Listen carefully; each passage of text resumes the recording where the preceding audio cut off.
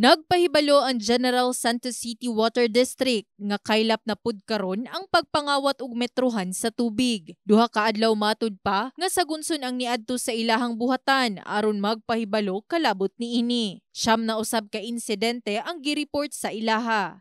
Actually, the other day, may na-receive ako na report na merong isang ninakawan ng metro sa Katanggawan.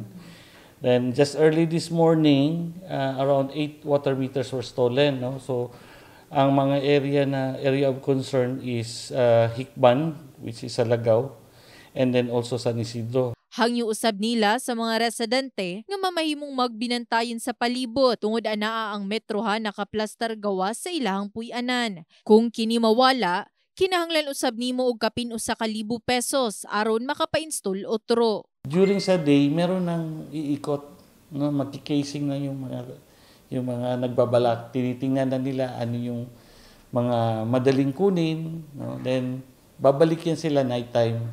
So kung may nakita kayo na medyo suspicious na character na paikot-ikot, na hindi naman hindi taga doon sa area nyo, pakitingnan na lang din, no? So we can call on the police or the barangay. Gani ang mga residente, unahan sa Hikban Street, Barangay Lagaw, pasalamat tungod walay nahitabong pagpangawat niini sa ilaha. Sigun pa ni Tatay Boy Baluran, nga dili na lang gyud nila sulayan, tungod maklaro ilahang hulagway sa CCTV nga ilahang gibutang gawas sa panimalay.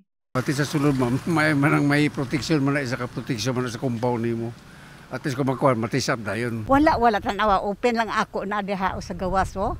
Makita ni mo diya sa gawas sa punuan sa sampagitan. Di alang man, usually ang nila wala man pod.